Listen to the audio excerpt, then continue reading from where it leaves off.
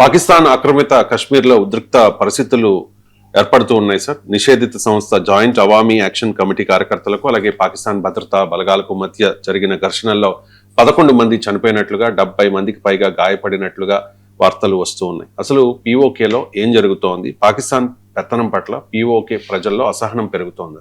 ఈ అంశం చెప్పే ముందు మీరన్న పదం నిషేధిత జాయింట్ అవామీ యాక్షన్ కమిటీ, ఇది ఇండియన్ లాంగ్వేజ్ కాదు. ఎందుకు మీరు ఎలా పొరపడ్డారో నాకు తెలుసు. పత్రికల్లో వచ్చింది సార్. మీరు రాయిటర్స్ పత్రికల్లో ఎందుకు వచ్చింది చెప్తాను. మీరని కాదు అనేది. ఇది రాయిటర్స్ కథనం. దీన్ని యాజ్ ఇట్ ఈస్ గా ట్రాన్స్లేట్ చేస్తే వచ్చిన సమస్య. మనము నిషేధిత కమిటీ అంటే మనకి మీనింగ్ వస్తుంది, అదేదో అన్లాఫుల్ సంఘము, అది దాన్ని నిషేధించారు అనే భావన ఉంటుంది. కానీ that is not Indian perspective, that is the Reuters perspective, foreign perspective, British western perspective.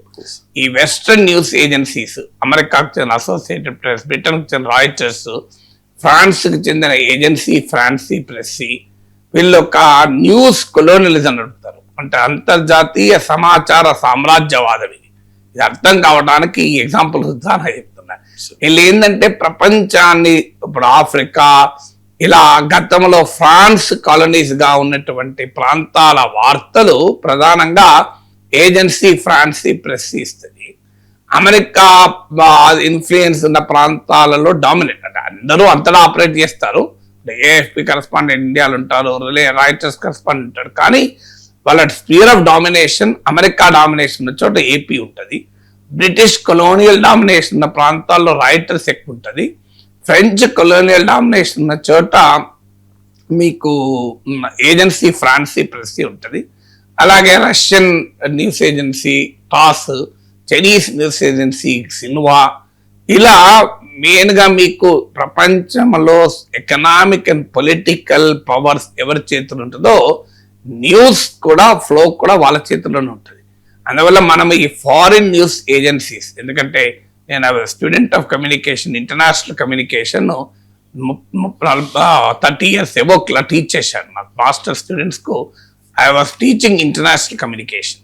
So international news flows, neo colonialism of news ఏంటి, ట్రాన్స్నేషనల్ న్యూస్ ఏజెన్సీస్ యొక్క వ్యవహారం ఏంటి, new international information order, new international communication order, international information imperialism యొక్క లక్షణాలు ఏంటి అని దాదాపు 1988 నుంచి 2023 వరకు క్లాసులు చెప్పాను. 35 years.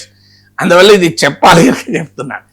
నిషేధిత జాయింట్ అవామీ యాక్షన్ కమిటీ అంటున్నారు. నిషేధిత కాదు, పాకిస్తాన్ ప్రభుత్వం అన్యాయంగా నిషేధించిన రాయాలి. సో అది మన పర్స్పెక్టివ్. న్యూస్ ఒక్కొక్కరు ఒక్క పర్స్పెక్టివ్. కశ్మీర్ గురించి మీకు AP రాయిటర్స్ కాపీ వస్తే ఏమంటుంది, అది disputed territory between India and Pakistan ఉంటుంది. భారత్ పాక్ల మధ్య వివాదాస్పద ప్రాంతము అని మనం రాసుకుంటాం. అట్లా మన భారతదేశంలో భాగమనే రాసుకుంటాం. మనం పాక్ అక్యుపైడ్ కశ్మీర్ అంటాం, వాళ్ళు పాక్ అడ్మినిస్టర్డ్ కశ్మీర్ అంటారు. ఆజాదీ కాశ్మీర్ అని మనం అనడం కాదు, వాళ్ళు పాక్ అడ్మినిస్టర్డ్ కశ్మీర్ ఇది యాక్చువల్ లాంగ్వేజ్. మనమేమో పాక్ అక్యుపైడ్ కశ్మీర్ అంటాం, ఎందుకంటే మన దృష్టిలో అది అక్యుపేషన్. అందువల్ల న్యూస్ లో ప్రాపర్ పర్స్పెక్టివ్ కూడా ఉండాలి. మీరు తెలుగు పేపర్లో వచ్చింది చదివారు, మీ తప్పు కాదు. కానీ అందులో ఉండే రాంగ్ ఏంటి అనేది మన అర్థం కావాలి. సో అందువల్ల అసలు విషయానికి వస్తే ఇక పాక్ అక్యుపైడ్ కశ్మీర్లో జాయింట్ అవామీ యాక్షన్ కమిటీ నాయకత్వంలో చాలా కాలంగా వాళ్ళు పోరాడుతున్నారు. కాశ్మీరీ ప్రజల మానవ హక్కుల కొరకు, పౌర హక్కుల కొరకు పోరాడుతున్నారు. భారతదేశంలో జమ్మూ కాశ్మీర్లో ఏదో జరిగిపోతుందని పనికిమాల కథలు చెప్పే పాకిస్తాన్ తమ దేశం అన్యాయంగా ఆక్రమించుకున్న కశ్మీర్ ప్రాంతంలో ప్రజల హక్కుల్ని రోజు కాలరాస్తోంది. ఎంత దుర్మార్గంగా కాలరాస్తోంది అంటే ఇవాళ జరిగిన కాల్పుల్లో 11 మంది చనిపోయారంటే చూడండి. అలా ప్రజల తరఫున పోరాడుతున్న పౌర సంస్థల సంఘటన ఇది. It's an joint Awami action committee అంటే ప్రజా సంఘాల ఐక్య కమిటీ. అది దాన్ని కూడా నిషేధించారు, ఎందుకంటే వాళ్ళు పోరాడుతున్నారు. వాళ్ళు ఏం పోరాడుతున్నారు? ఇప్పుడు ఈ పాక్ అక్యుపైడ్ కశ్మీర్ లెజిస్లేటివ్ అసెంబ్లీలో 45 సీట్స్ ఉన్నాయి. ఈ 45 సీట్స్లో 12 సీట్స్ను రెఫ్యూజీస్, కశ్మీర్ రెఫ్యూజీస్ అని చెప్పి వాళ్ళకి రిజర్వ్ చేయాలి. వాళ్ళు ఎవరు? వాళ్ళు కశ్మీర్లో ఉండరు, ఇతర పాకిస్తాన్లోని ఇతర ప్రాంతాల్లో ఉన్న కశ్మీరీలకు రిజర్వ్ చేశారు. ఎంత అన్యాయమో చూడండి. అంటే పాక్ ఆక్యుపైడ్ కాశ్మీర్ లెజిస్లేటివ్ అసెంబ్లీకి కాశ్మీర్లో లేని వాళ్ళకు సీట్లు కేటాయిస్తే ఎట్లా? అది అంగీకరిస్తారన్నా? సో ఎందుకు అలా చేస్తున్నారంటే పాకిస్తాన్లో ఉన్న ప్రధాన రాజకీయ పార్టీలకు పాక్ ఆక్యుపైడ్ కాశ్మీర్లో ఉనికి లేదు. అందువల్ల ఈ బయట ప్రాంతాల్లో నివసిస్తున్న కాశ్మీరీలను ఈ పాక్ ఆక్యుపైడ్ కాశ్మీర్ లెజిస్లేటివ్ అసెంబ్లీకి పంపించి ఒక రకంగా PoKను తన వలస ప్రాంతంగా వాడుకోవాలన్నది మెయిన్ ల్యాండ్ పాకిస్తాన్ ఆలోచన. సో వాళ్ళ దృక్పథం చూడండి, పైకి చెప్పేదేమో కాశ్మీర్ మాది, కాశ్మీర్ మా న్యాయం అని మాట్లాడతారు. కాశ్మీర్ వాళ్ళు ఎలా చూస్తున్నారు, మనం ఎలా చూస్తున్నాం కాశ్మీర్ను? కాశ్మీర్ను is a proud integral part of ఇండియాగా చూస్తున్నాం. భారతదేశంలో గర్వించదగిన ఒక ప్రాంతంగా, భారతదేశంలో అంతర్భాగమైన గర్వించదగ్గ ప్రాంతంగా, నా సువిశాల భారతదేశంలో భాగంగా మనం చూస్తాం. వాడేమో తాము దుర్మార్గంగా భారత్ నుంచి ఆక్రమించిన భూభాగాన్ని తమ వలసగా చూసుకుంటున్నారు. అది అక్కడున్న ప్రజలు తిరగబడుతున్నారు. ఇంత అన్యాయం. మా ప్రజాప్రతినిధులు మా ప్రాంతంలో నివసించే వాళ్ళు ఉండాలి తప్ప ఎక్కడో నివసిస్తున్న వారిని తీసుకొని చిక్కల ప్రజాప్రతినిధులుగా పెట్టడం ఏంటంటే వాళ్ళు పోరాడుతున్నారు. దానికి తోడు పెద్ద ఎత్తున ఫ్యూయల్ ఛార్జెస్ పెరిగాయి, ఎలక్ట్రిసిటీ ఛార్జెస్ పెరిగాయి, ఫుడ్ ఇన్ఫ్లేషన్ విపరీతంగా పెరుగుతుంది. అసలు మనుషుల జీవన ప్రమాణాలు దెబ్బతింటున్నాయి. సో వీటికి వ్యతిరేకంగా, ఇన్ఫ్లేషన్కి వ్యతిరేకంగా పోరాడుతున్నారు. సో దీనిపైన ఒక సీరియస్ ఎకనామిక్ ఇష్యూస్. అది పాకిస్తాన్ ఎకానమీ గందరగోళంగా ఉంది.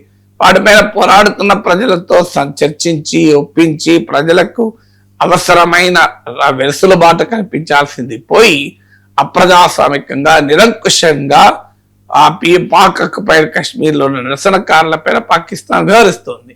ఇదంతా దాచుకోవడానికి అవసరమైతే దీని వెనకాల ఇండియా ఉందని ఒక పనికిమాలిన ఆరోపణ చేసి బతుకుతుంది. పాకిస్తాన్కి ఇప్పటికైనా అర్థం కావాల్సింది ఒక భస్మాసుర హస్తం. అది తాము సృష్టించినటువంటి ఒక ఊబిలో తామే కొరుకుపోతుంది. ఇవాళ పాకిస్తాన్ పరిస్థితి ఏంటి? అతిపెద్ద నియర్లీ 50% పాకిస్తాన్ భూభాగం బెలూచిస్తాన్. అలా బెలూచిస్తాన్ లిబరేషన్ ఆర్మీ దేశాన్ని స్వాతంత్రం ప్రకటించుకోవడం ఒకటేగా, ప్రాక్టికల్ గా స్వాతంత్రం, రియాలిస్టిక్ గా వాళ్ళు ఎప్పుడో స్వాతంత్రం అని చెప్పేశారు. ఫిజికల్ గా స్వాతంత్రం ప్రకటించి ఒకటే మిగిలిపోయింది. వాళ్ళు పాకిస్తాన్ సైన్యాన్ని ఎదుర్కొంటున్నారు. పాకిస్తాన్కి అండగా చైనా వాళ్ళని అటాక్ చేస్తున్నారు.